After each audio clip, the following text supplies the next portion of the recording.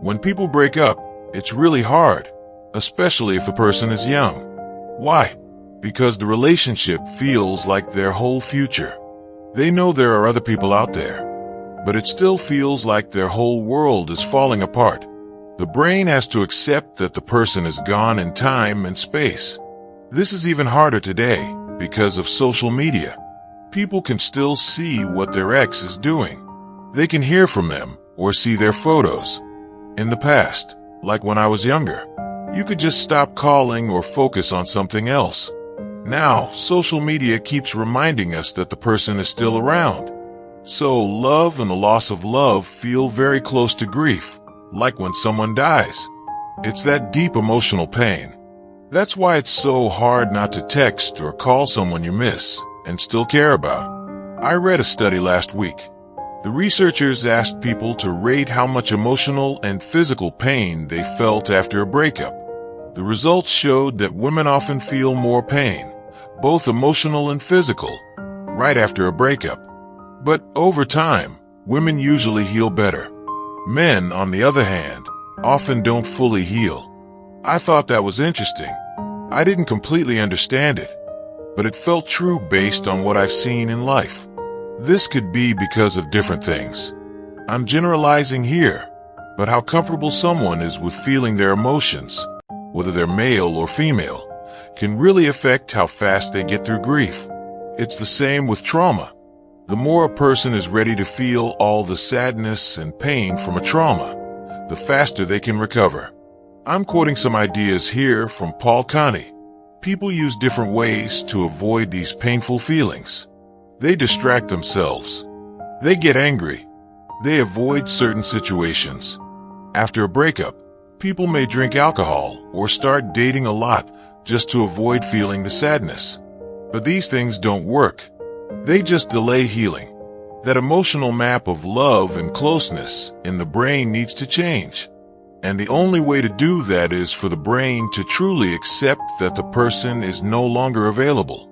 It's like food behind a wall. You can see it, but you can't get it anymore. That love is now blocked. You can see this in animals, too.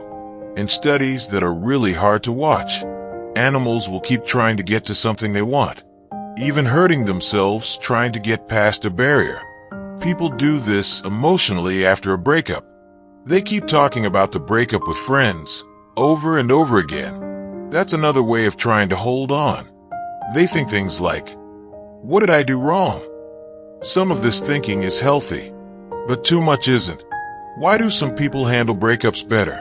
Maybe it's because they're able to really feel how sad they are and face that pain directly. From a young age, many of us, especially boys, are taught to hide our feelings. This happens for girls too, of course. So what does it mean to hide our feelings? I'm not a psychologist, but it's like learning how to control your emotions using your brain.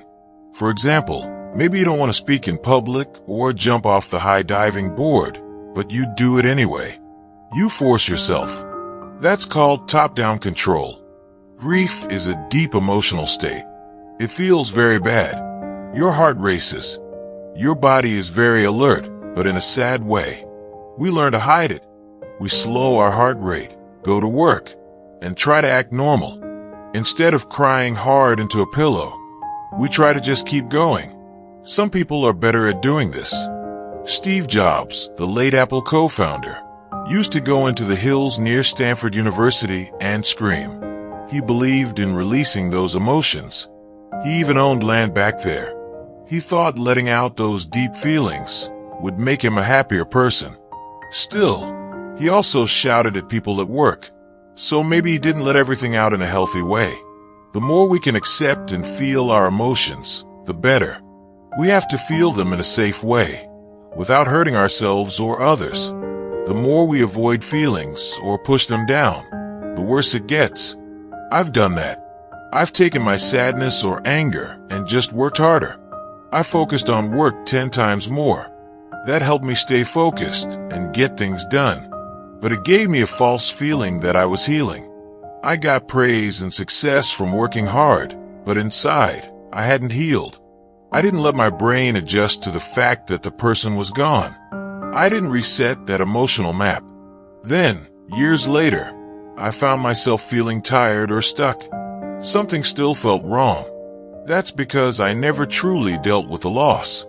When people say, "You haven't dealt with it," what they mean is, you haven't let yourself feel the pain. But once you do, once you really feel it, it's like a valve opens. You finally begin to heal.